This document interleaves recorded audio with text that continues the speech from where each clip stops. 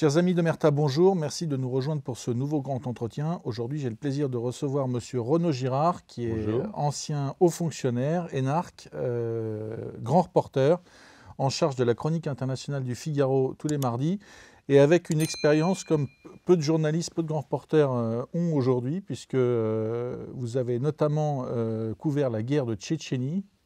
C'est à lire dans vos ouvrages. Vous êtes sorti de Tchétchénie avec l'armée russe qui vous courait après, si on peut dire. Et puis vous êtes surtout, c'est la raison de votre présence aujourd'hui, un spécialiste de la politique américaine, et vous avez notamment couvert la campagne présidentielle de Barack Obama. Et évidemment, la campagne présidentielle qui s'annonce est un peu inédite, puisque l'ex-président Trump fait son grand retour avec un attentat qui a manqué de le tuer. Il y a aussi la démission de Joe Biden, l'entrée en liste de Kamala Harris, et donc on va parler de tout ça aujourd'hui avec nos auditeurs. La première question, c'est finalement ce retour de Trump qu'on annonçait, puisque depuis en fait, qu'il a quitté la Maison-Blanche, il est entré dans une espèce de pré-campagne électorale. Qu'est-ce que vous pourriez dire de son retour ? Alors, on peut dire que, en fait, Trump, c'est un phénomène.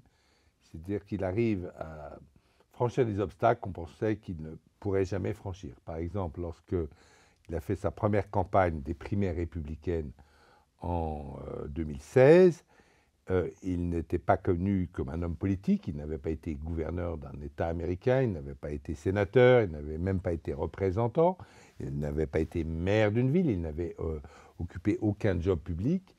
Et il a battu successivement 15 concurrents, y compris le fils d'une grande dynastie au pouvoir chez les Républicains qui était les Bush et qui était gouverneur de Floride.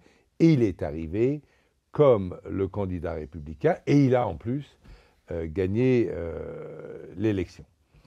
On pensait ensuite qu'après l'histoire du Capitole du 6 janvier, où ses partisans avaient pénétré de force dans le Capitole, où le service d'ordre était mal organisé.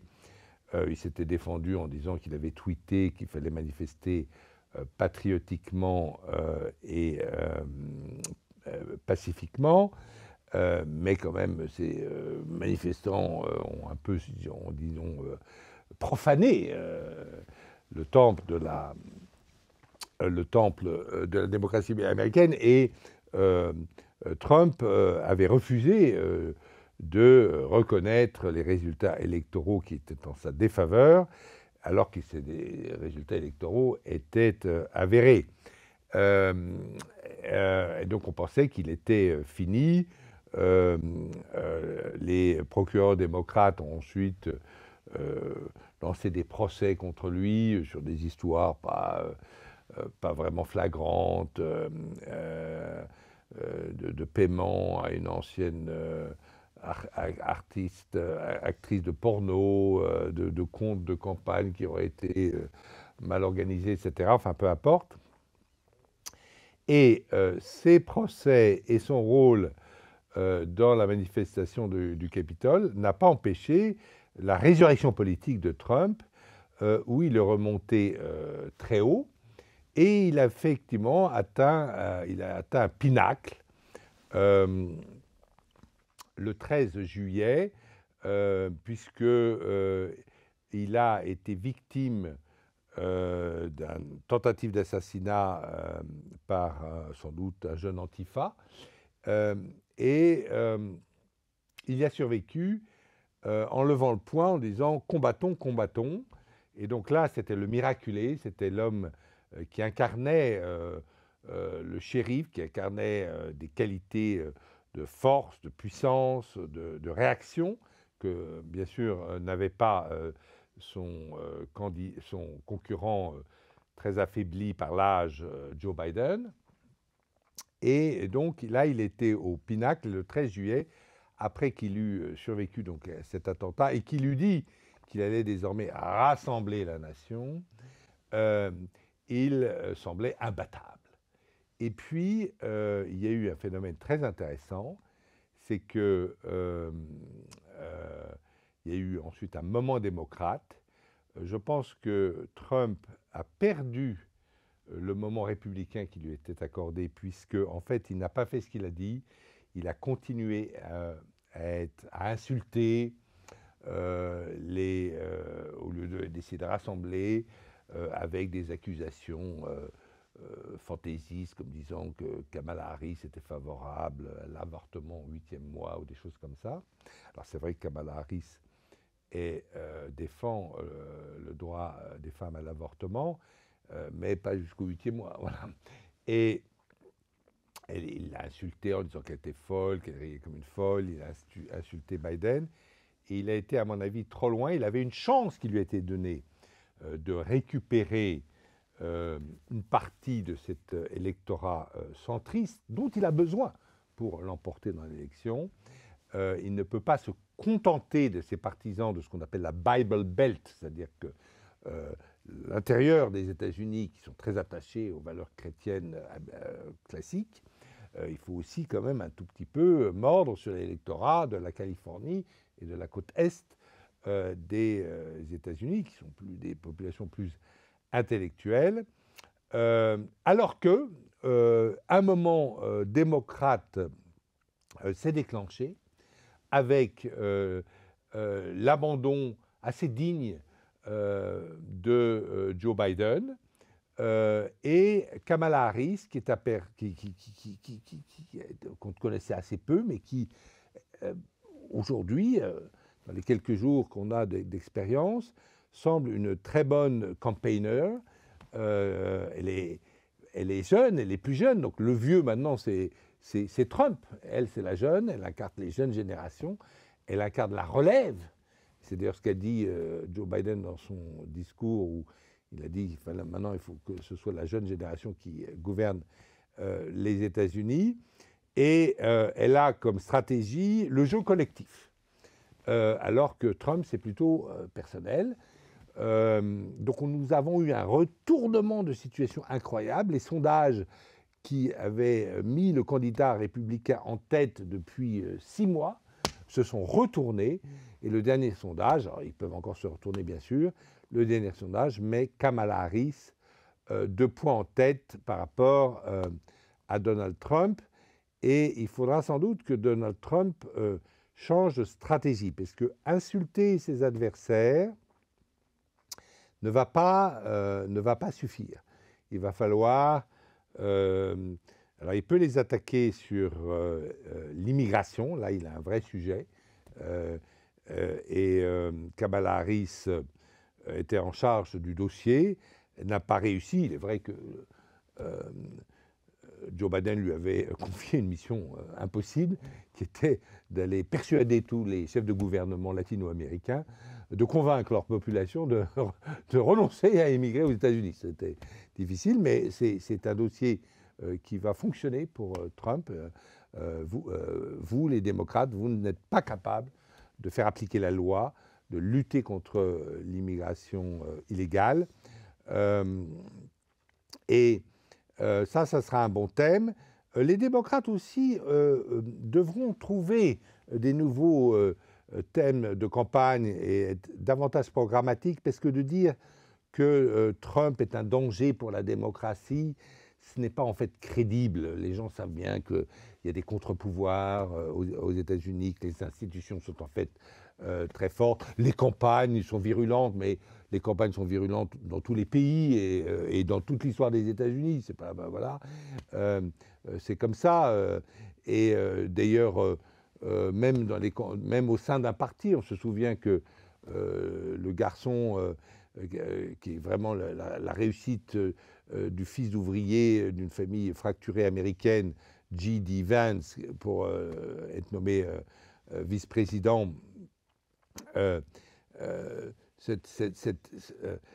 Cette nomination...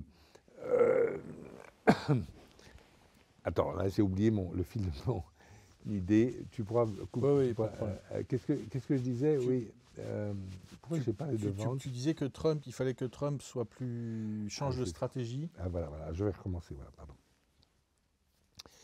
Oui, il faudra que Trump change de stratégie, mais aussi que les démocrates changent de stratégie, parce que dire que Trump représente une menace fasciste pour les États-Unis. Ce n'est pas crédible. Les Américains savent que les institutions sont fortes.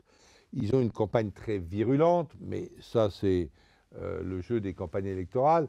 Au sein même du Parti républicain, on se souvient que J.D. Vance, celui qui est le jeune sénateur de l'Ohio qui a été nommé par Trump candidat à la vice-présidence, eh bien qu'il y a 3 ans, il traitait Trump de Hitler. Donc voilà, il y a aux États-Unis une liberté d'expression complète, qui est d'ailleurs sauvegardée par un amendement à la Constitution. Vous avez le droit de dire ce que vous voulez. Et évidemment, donc, le dialogue électoral, le combat électoral est extrêmement violent et virulent. Mais il faudra, je pense, trouver autre chose chez les démocrates et peut-être que d'attaquer les démocrates sur le seul problème de l'immigration illégale de la part des républicains ne suffira pas. Donc je pense que on va avoir besoin dans cette campagne américaine d'un renouvellement des thèmes et on verra si d'un côté comme de l'autre, ils sont capables de les renouveler. Mais pour moi, Trump avait une chance extraordinaire de se poser en rassembleur, d'avoir été, comme il était une victime, il avait donc été accusé faussement d'être un fasciste. Et il pouvait justement fustiger les démocrates sur leur extrémisme, sur leurs mensonges, parce que aussi toute la presse mainstream démocrate, tout l'établissement démocrate avait en fait caché au peuple américain la faiblesse congénitale de Joe Biden, et que donc la presse n'avait pas fait son travail d'investigation. Il avait donc un boulevard politique devant lui qu'il a, à mon avis, gâché en s'obstinant dans un discours de... C'est le shérif, mais presque le shérif qui a bu une bière de trop, quoi. Justement, vous parliez de la nomination de J.D. Vance comme numéro 2 de Donald Trump. On sait les valeurs conservatrices qu'il porte. Il fait partie de ce renouveau conservateur républicain. Est-ce qu'il n'y a pas, comme il n'y a jamais eu, une fracture idéologique entre ces républicains, ces conservateurs, ces nouveaux conservateurs et les démocrates qui, on le sait, s'appuient beaucoup sur l'idéologie woke, l'antiracisme, etc. Est-ce qu'il n'y a pas...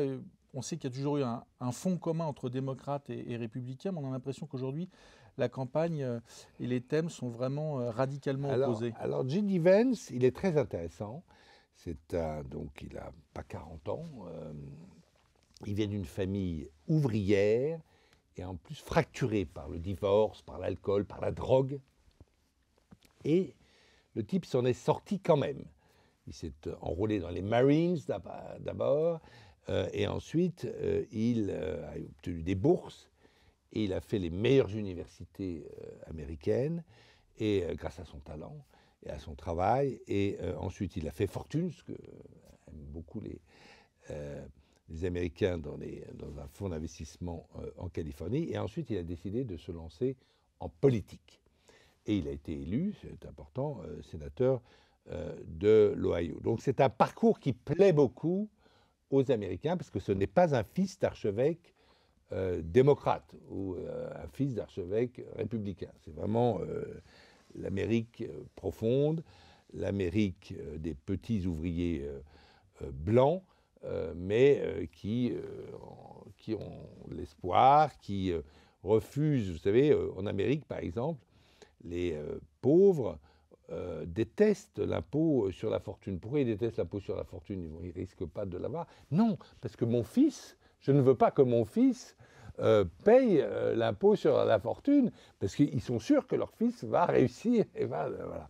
Et donc, ça, c'est cette Amérique-là, avec, vous l'avez dit, des valeurs chrétiennes conservatrices, qui sont à l'origine de l'Amérique, puisqu'en fait l'Amérique c'est la nouvelle Jérusalem, ce sont ces protestants qui quittent l'Angleterre qu'ils jugent corrompue, l'Angleterre du XVIIIe siècle, du XVIIe et surtout du XVIIIe, qui la quittent pour aller fonder un État puritain aux États-Unis, la nouvelle Jérusalem, celle qui doit apprendre d'ailleurs le droit aussi à toutes les nations, qui a une destinée manifeste, cette Amérique-là, et qui est donc, lui, il est carrément, J.D. Vance, opposé à l'avortement. Il considère que l'avortement est un crime, alors que Trump est un peu différent. Il dit, il soutient la décision de la Cour suprême. Alors il faut bien que vos auditeurs comprennent que la Cour suprême n'a pas interdit l'avortement.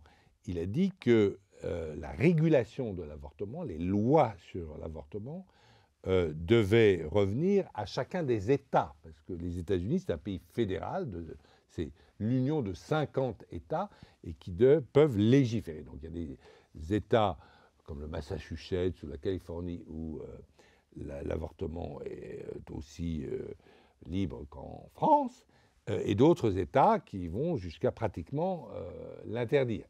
Mais une femme américaine qui voudrait se faire avorter peut assez facilement changer d'État. Mais Donald Trump ne s'est pas prononcé contre l'avortement, alors que J.D. Vance, oui, s'est prononcé contre l'avortement. Donc vous avez raison, il incarne cet Américain, cette Amérique, sûre de ses valeurs chrétiennes qui sont à la fondation des États-Unis. Vous savez, in God we trust. Et puis les Américains disent toujours God bless America. Ils le disent toujours, que Dieu bénisse l'Amérique. Et même le démocrate Biden a parlé de Dieu. Il a dit si Dieu, le Tout-Puissant, descend sur terre et me dit de me retirer, je me retirerai. C'est ce qu'il avait dit 15 jours avant de se retirer, pas sous la pression de Dieu, mais sous la pression de ses amis, les ténors du Parti démocrate. Donc c'est important, Dieu et la religion aux États-Unis. Et puis il incarne aussi une Amérique, je dirais, isolationniste. C'est-à-dire, d'abord, mettons de l'ordre chez nous, et nous n'avons pas à vouloir être le shérif du monde. C'est-à-dire, soyons un bon shérif chez nous, mais pas le shérif du monde. Et par exemple, il a dit, il s'est prononcé très clairement, c'est un homme qui n'a pas peur d'être tranché dans son discours. Hein. C'est pas un homme qui fait du en même temps, c'est un homme qui est très tranché et qui n'a pas peur surtout. Et qui a dit, écoutez, moi je ne comprends pas quel est le but final de cette guerre en Ukraine, de l'aide que l'Amérique, très importante, donne à l'Ukraine, puisque le Congrès a voté une aide de 60 milliards de dollars à l'Ukraine, c'était il y a quelques mois. Je ne comprends pas, et donc je suis opposé. Je ne comprends pas quel est notre intérêt, je ne comprends pas ce que nous faisons là-bas, et donc j'y suis opposé. Alors ça ne veut pas dire que si Trump est élu, et Trump n'est pas encore élu, ça ne veut pas dire que c'est lui qui fera la politique étrangère des États-Unis, puisqu'il est candidat pour la vice-présidence. Et dans la Constitution américaine, il y a un homme qui, sous l'autorité du président, est chargé et qui est mentionné c'est le seul ministre mentionné dans la Constitution américaine, c'est le secrétaire d'État. Et nous n'avons pour le moment aucune idée de qui Trump nommerait comme secrétaire d'État, de même d'ailleurs que nous n'avons aucune idée de qui nommerait Kamala Harris secrétaire d'État. Justement, ce thème de la guerre en Ukraine, souligné par Vance, mais aussi par les démocrates, puisque les démocrates en font aussi un argument de campagne. Est-ce que c'est, bon, vu de l'Europe, c'est un thème qu'on considère comme important, mais est-ce que c'est un thème qui parle aux Américains et qui peut parler aux Américains dans le cadre d'une campagne électorale? Non, alors c'est très accessoire. Il faut se souvenir que c'est vraiment la politique intérieure et l'économie qui compte pour les Américains, c'est qui motive leur vote. Il est arrivé, si vous voulez, quand Biden faisait des bourdes en confondant le Cambodge et la Colombie, personne ne lui a même reproché. C'est très loin pour les Américains, cette zone-là. Et c'est pas vraiment le thème central.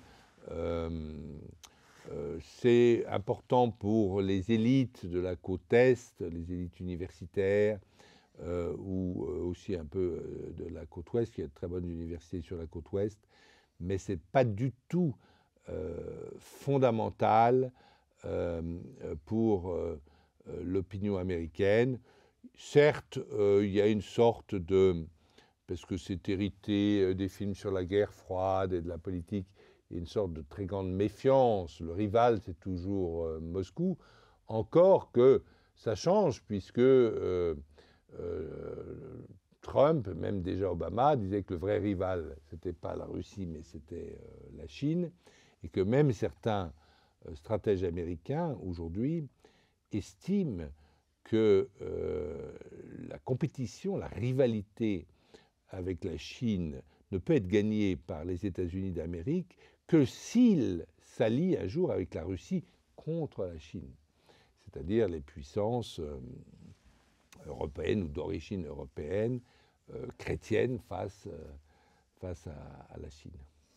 Il y a un groupe, puisque les États-Unis sont le pays des lobbies, des groupes de pression, des think tanks. Et il y a un groupe au début des années 2000, les néoconservateurs, avec Paul Wolfowitz, Dick Cheney et d'autres, qui étaient vraiment présents au centre du pouvoir américain, notamment aux côtés de Bush, mais qui avaient aussi leur relais côté démocrate. On n'en entend plus parler, on a l'impression qu'ils ont disparu. Est-ce que vous pourriez nous dire si le néoconservatisme est encore une réalité dans la politique américaine? Voilà, c'est très intéressant. Ça venait le mouvement néoconservateur venait d'ailleurs d'un sénateur démocrate qui s'appelait Jackson, qui estimait effectivement que l'Amérique, la Nouvelle-Jérusalem, avait une sorte de destinée manifeste de devoir imposer le bien et la justice dans le monde entier. C'était une sorte d'obligation morale.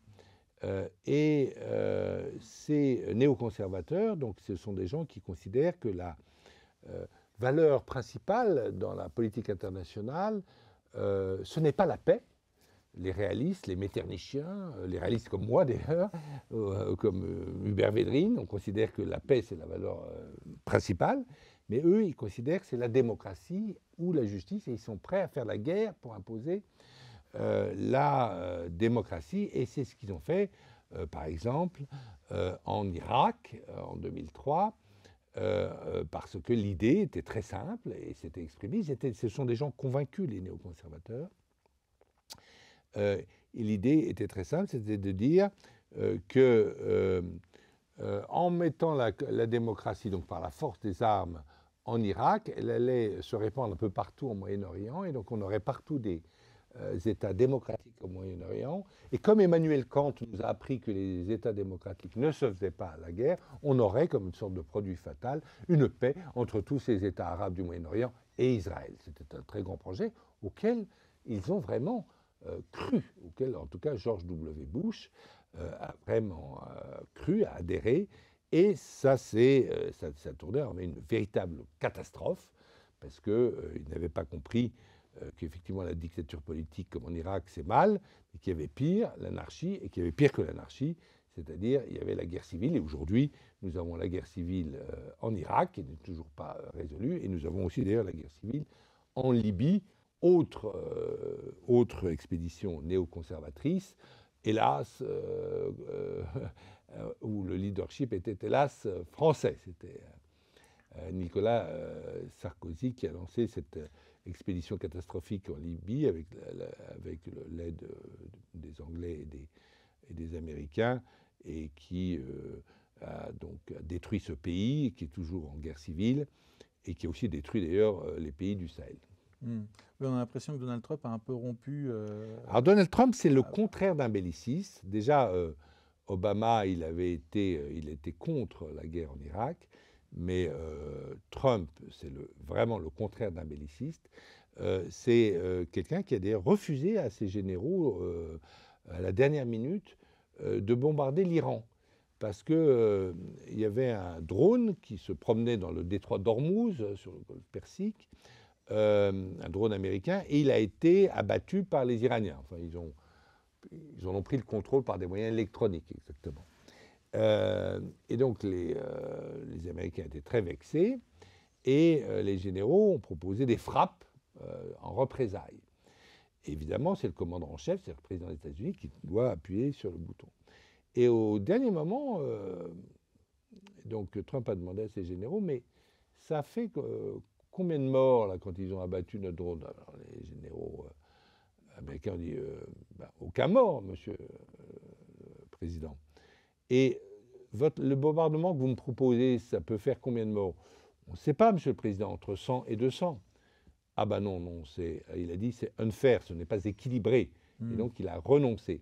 Ça ne veut pas dire que Trump a montré de la faiblesse à l'égard de l'Iran. Quand Qassem Soleimani, c'est-à-dire le chef de toutes les opérations extérieures de l'Iran, commençait à embêter l'ambassade américaine en Irak et à s'attaquer directement aux intérêts américains en Irak, eh bien, il n'a pas hésité, lui, Trump, à faire assassiner par un missile Qassem Soleimani lorsqu'il était en voyage officiel à Bagdad. Et donc, il a lancé un message assez clair à cette occasion.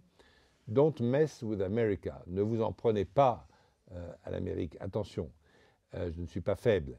Mais les guerres pour changer les régimes et pour apporter la démocratie dans les autres pays,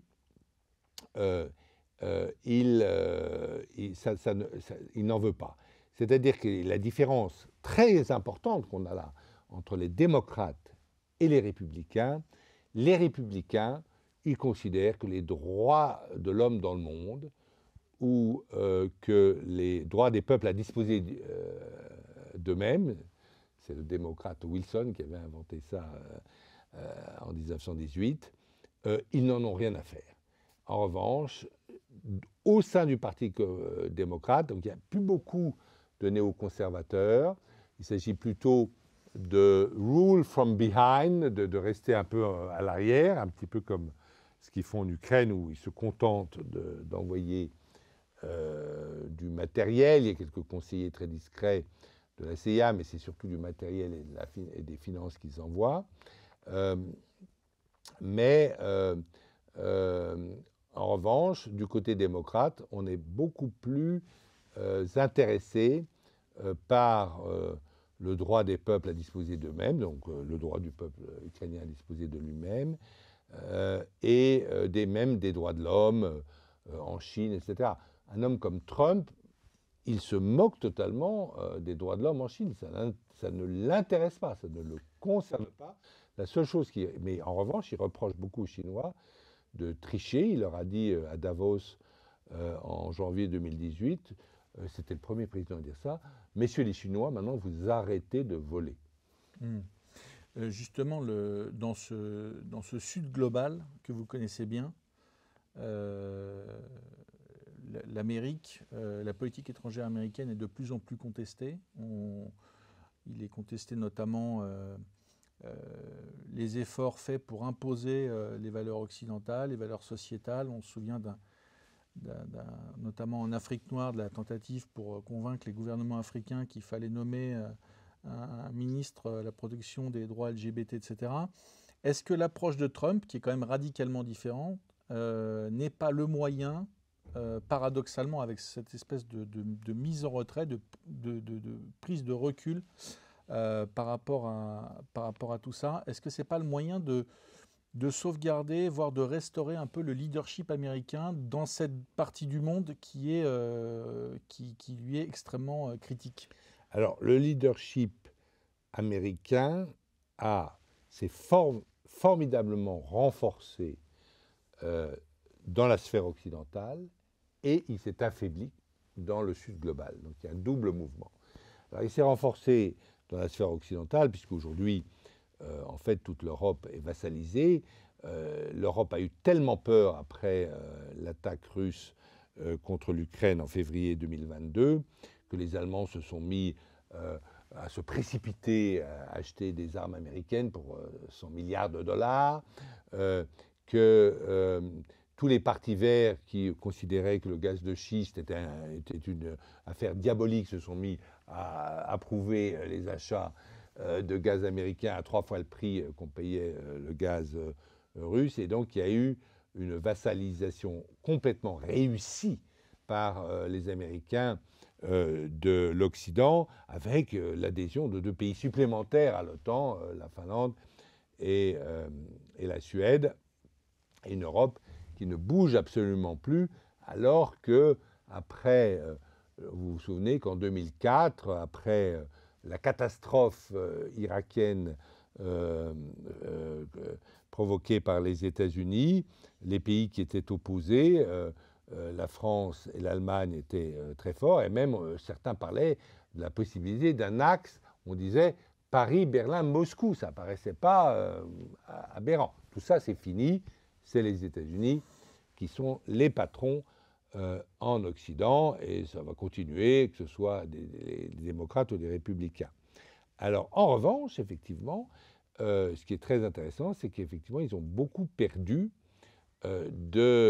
d'importance et d'influence dans le Sud global, y compris chez des anciens alliés comme les pétromonarchies du Golfe, ou chez des anciens alliés qui demeurent d'ailleurs, ou l'Inde par exemple, parce que ces pays ne supportent pas en fait les leçons de management politique, les leçons de démocratie que prétendent leur imposer les pays issus de la civilisation européenne. Ils ne les supportent plus, ces leçons, et disent, écoutez, vous avez suffisamment fait de dégâts pour qu'on songe aujourd'hui à vous obéir en tout. Et c'est très simple d'ailleurs. Qu'est-ce qu'on appelle le Sud global? Parce que le Sud global, ça n'existe pas. Dans le Sud global, il y a l'Inde et la Chine, mais l'Inde et la Chine sont les principaux rivaux. Ils se sont fait la guerre, ils vont se faire sans doute encore la guerre. Voilà, ce sont des rivaux en Asie. Mais ils sont dans le Sud global pour refuser donc ces leçons de morale données par les Occidentaux. Et aussi, le Sud global, c'est la seule chose. La seule chose qui peut définir le Sud global, c'est le refus en fait de condamner la Russie. C'est de dire, bon, c'est peut-être pas bien ce qu'a fait la Russie, mais est-ce que c'est pas exactement ce qu'a fait l'Occident quand il est allé combattre en Irak ou en Libye? Est-ce qu'il n'a pas été défendre ses intérêts avec les armes, ou lorsqu'il a, par des bombardements en 1999, appuyé les sécessionnistes du Kosovo pour retirer le Kosovo à la Serbie? Bon, aujourd'hui, les Russes, ils soutiennent les sécessionnistes du Donbass. Et donc, les gens du Sud global, ils disent, il y a 2 poids, 2 mesures, et nous refusons ces 2 poids, 2 mesures, et nous refusons, en fait, à condamner la Russie. C'est ce que font d'ailleurs les pétromonarchies du Golfe, mais tout en voulant rester alliés, enfin il n'y a pas de traité d'alliance, mais amis avec les États-Unis, comme c'est le cas des Émirats arabes unis et de l'Arabie saoudite. Mais ce sont des pays, vous avez vu, l'incroyable réception qui a été donnée à Vladimir Poutine lorsqu'il a fait un voyage officiel dans ces pays. Donc aujourd'hui, effectivement, et toutes les histoires, et il y a un retournement, effectivement, sur les valeurs, un retournement des valeurs morales incroyable, c'est que le Sud a été évangélisé par les Européens au tournant du 19e et du 20e siècle, c'était la colonisation. Et puis, donc, les Anglais sont arrivés en Ouganda et ont converti les populations au christianisme, et notamment à l'Église anglicane. Et puis, lorsque l'Église anglicane a évolué sur notamment les droits des homosexuels, l'Église d'Ouganda, les églises africaines ont fait la leçon aux anciens professeurs en disant « Mais attendez, dans la Bible, il y a quand même Sodome et Gomorrhe, mais là, vous ne pouvez pas. » Et donc, c'est extraordinaire de voir les évangélisés qui donnent maintenant des leçons d'évangile ou d'écriture chrétienne orthodoxe aux anciens évangélisateurs. Et c'est tout à fait sûr que toutes les histoires dans tous les pays du Sud, mais y compris par exemple au Sénégal, etc., toutes les histoires de changement de sexe, même de mariage homosexuel, etc., sont simplement incomprises et beaucoup, et d'ailleurs la Russie tire profit de cette incompréhension des sociétés plus classiques, plus traditionnelles du Sud global, l'incompréhension à l'égard de nos sociétés occidentales, et la Russie, dans un but de propagande et de rivalité mondiale avec l'Occident, l'utilise en disant « Regardez, ces Occidentaux sont devenus décadents », et c'est un argument qui est bien reçu et reçu avec force dans beaucoup de pays du Sud, y compris des pays tout à fait démocratiques comme le Sénégal. Quand on regarde un peu le traitement médiatique qui est réservé à Donald Trump à son retour, en France, on a beaucoup d'irrationalité, on a une détestation, même une haine, quasiment des comportements hystériques. Comment expliquer qu'il y ait, peut-on dire, un tel parti pris anti-Trump dans la presse française et une partie des élites européennes? Alors, parce que Trump représente une figure qui n'est pas du tout française, qui est la figure du shérif, en fait. Et ça, c'est pas accepté. Nous, on a un État centralisé ancien, avec des ministres ou des gouvernants qui ont été de plus en plus, je dirais, policés. Souvenez-vous de Richelieu, de Mazarin, ou même de Bonaparte, bon, qui pouvait sembler brutal, mais qui, dans son expression, l'était beaucoup moins quand même. De Gaulle. Et donc, le shérif qui insulte les gens personnellement, etc., c'est quelque chose qui n'est pas accepté. Souvenez-vous, dans notre politique européenne, par exemple, De Gaulle n'a jamais insulté, n'a même pas rappelé dans sa campagne électorale de 65 contre Mitterrand l'attentat manqué de l'Observatoire, qui était une mise en scène peu glorieuse de François Mitterrand. De Gaulle ne s'est même pas permis de le faire, si vous voulez. Donc nous avons une tradition chez nous politique. Alors ça change peut-être en ce moment avec Mélenchon, mais nous avons une tradition où la politique n'est pas censée aller en dessous de la ceinture, ce qui se fait quand même un petit peu aux États-Unis, où sur Fox News, par exemple, on traitait ça ne serait pas possible en France, je ne vais pas traduire ce que de Octueur Lady Kamala Harris, je ne peux pas traduire, c'est pas dans la décence publique de traduire ce que ça veut dire, mais c'est très, très, très ordurier. Et parce que comme vous avez la liberté d'expression entière aux États-Unis, ils utilisent ça.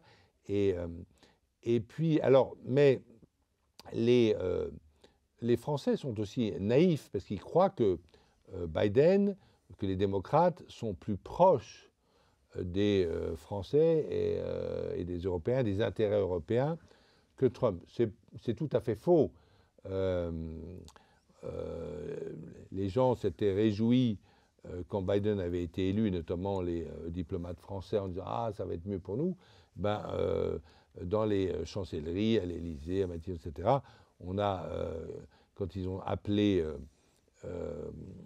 les démocrates au pouvoir, ils ne répondaient pas au téléphone des Français, alors que Trump a toujours conversé normalement et a toujours répondu au coup de téléphone d'Emmanuel Macron. Il y avait en fait un dialogue plus étroit entre Trump et la France macronienne que Biden et la France macronienne. En tout cas, ce qu'on sait, c'est que l'humiliation terrible qu'a faite les États-Unis au président Macron, c'est-à-dire l'AUKUS, c'est-à-dire de négocier par derrière la vente de sous-marins à l'Australie, alors que la France avait un contrat signé avec l'Australie et que les ministres australiens étaient venus à Paris continuer à promettre la réalité de ce contrat 15 jours avant. Et tout d'un coup, nous avons appris, et Macron l'a appris par la presse, que des alliés au sein de l'OTAN, c'est-à-dire l'Amérique, l'Angleterre et l'Australie, avaient signé derrière le dos de la France, sans la prévenir, sans prendre la peine de la prévenir, un accord stratégique différent. C'était une gifle incroyable. Je ne pense pas qu'ils auraient osé faire ça aux Américains, mais c'était simplement par négligence. Joe Biden avait oublié la France, parce que ça ne compte pas pour lui, si vous voulez. Et donc, c'est une naïveté de croire que les démocrates seront plus sympathiques avec nous que ne le sont les républicains. Il faut bien comprendre qu'en fait, les différentes administrations américaines sont pareilles. C'est l'intérêt de l'Amérique avant tout. Alors, ils peuvent prendre des voies différentes. Alors, les uns considèrent que la guerre est un bon moyen pour faire avancer les intérêts. Ce sont les néoconservateurs et ensuite qui ont été rejoints par beaucoup donc de républicains et de démocrates. Et alors que Trump, vous l'avez dit, Hillary Clinton avait voté pour l'intervention en Irak du républicain George W. Bush. Alors que lui, Trump, le nouveau parti républicain, si vous voulez, il n'est pas belliciste. Il l'a été avec George W. Bush, il ne l'est plus. Le parti républicain n'est plus belliciste et les démocrates, non plus. Mais ce serait naïf de la part des Français de penser que Trump serait plus dur pour nous que Kamala Harris. C'est totalement naïf. Alors simplement, effectivement, le style shérif de Trump plaît beaucoup à ce qu'on appelle la Bible Belt, c'est-à-dire des agriculteurs qui brandissent la Bible du centre de l'Amérique, et des ouvriers, etc. Ça plaît beaucoup. C'est un modèle qui ne plaît pas en Europe et pas en France. Est-ce qu'il n'y a pas, pour finir, chez Donald Trump, quand même le potentiel, non seulement, vous l'avez dit, par son approche des relations internationales, de la politique étrangère américaine, mais aussi parce qu'il est intrinsèquement, est-ce qu'il n'a pas les ressources pour s'entendre avec un Vladimir Poutine, avec un Xi Jinping, avec, je dirais, ces États, ces dirigeants qu'on présente comme vus d'Europe occidentale, vus de l'Occident, comme les méchants? Alors, il y a un potentiel chez Trump, effectivement, pour faire une paix avec la Russie. D'abord parce qu'il ne va pas juger moralement, ça n'intéresse pas Poutine. Il considère que Poutine est dans sa sphère, il fait son boulot, et que lui, il fait son boulot de patron des États-Unis. Il est favorable, c'est un homme qui vient de l'immobilier, Trump, et donc il ne croit pas, en fait, à la diplomatie multilatérale, l'OTAN, l'ONU, tout ça ne l'intéresse pas. Il croit à la diplomatie transactionnelle. Il a d'ailleurs essayé, il a failli réussir, mais ça n'a pas réussi finalement, à faire un deal avec le Nord-Coréen. Vous vous souvenez, en tête-à-tête, quoi. Et comme le tête-à-tête entre lui et Poutine s'était bien passé à Helsinki, et d'ailleurs Poutine dit qu'il attendait l'élection de Trump, c'est tout à fait possible que les hommes aient une discussion approfondie sur la façon de faire la paix. Mais il ne faut pas croire que cette discussion aura lieu, si c'est Trump qui est élu, mais elle sera, à mon avis, très virile. Parce qu'il ne faut pas croire que Trump, qui, s'il est élu, veut forger son image pour l'histoire, va tout lâcher face aux Russes en race campagne. Pas du tout. Ça sera à la fois, je te donne ça, mais si tu le prends, mais je te menace, c'est-à-dire ça sera la façon dont Trump négocie. C'est comme si, d'ailleurs, qu'il négocie avec Erdogan. C'est il y a la carotte et il y a le bâton. Et il fera la même chose. Et il fera la même chose avec Poutine. L'établissement démocrate a fait tout un procès ridicule à Trump tout au début de ce mandat en disant que c'était un agent russe. Ils ont même fait des problèmes à son conseiller national à la sécurité parce qu'il avait déjeuné avec l'ambassadeur de Russie. C'était juste son boulot de déjeuner avec l'ambassadeur de Russie.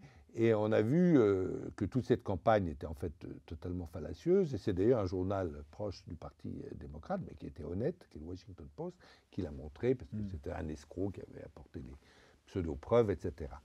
Et donc, et il faut quand même souligner que sous l'administration Trump, les sanctions à l'égard de la Russie ont augmenté, elles n'ont pas diminué. Et Trump, d'ailleurs, s'est vanté en disant « Sous mon administration, les Russes n'ont pas pris un seul mètre carré de territoire ukrainien. » Parce que c'est vrai que les Russes ont annexé la Crimée en 2014. C'était Obama qui était au pouvoir, et qu'ils ont pris une grande partie du Donbass et tout le littoral de la mer d'Azov à partir de février 2022. Et là, c'était Biden qui était au pouvoir. Mais si effectivement il y a une lassitude chez Poutine dans le pouvoir russe par rapport à la prolongation de cette guerre, il pourra y avoir effectivement une négociation, elle sera transactionnelle. Alors aujourd'hui, les points de vue sont tout à fait différents, puisque les Russes veulent garder tout ce qu'ils ont, toutes les terres qu'ils ont conquises, mais ils veulent même plus, puisqu'ils veulent la totalité des 4 oblasts qui ont été annexés dans la constitution russe, les 4 oblasts ukrainiens. Mais on a vu que Zelensky, le président ukrainien, mettait de l'eau dans son vin, puisqu'il a dit qu'à la prochaine conférence de paix, il faudrait que les Russes soient invités. Il y avait une conférence pour la paix qui était en Suisse et qui n'avait aucune chance d'aboutir puisque les Russes n'étaient pas invités, qu'il fallait qu'ils soient invités et qu'il fallait que les Chinois soient invités. Et donc, il y a une sorte de retour effectivement au réalisme dans le pouvoir ukrainien qui, je crois, a compris qu'il, grâce au matériel américain, pourra défendre ce qu'il a, c'est-à-dire son indépendance et sa liberté, mais qu'il est illusoire que l'armée ukrainienne batte un jour, qu'il y ait une défaite militaire à plat de couture de la Russie. Ça, je crois que les Ukrainiens ont compris que c'était exclu. Renaud Girard, merci. Chers auditeurs, je vous dis à très bientôt. N'oubliez pas de vous abonner à cette chaîne YouTube, likez, partagez cette vidéo. À bientôt.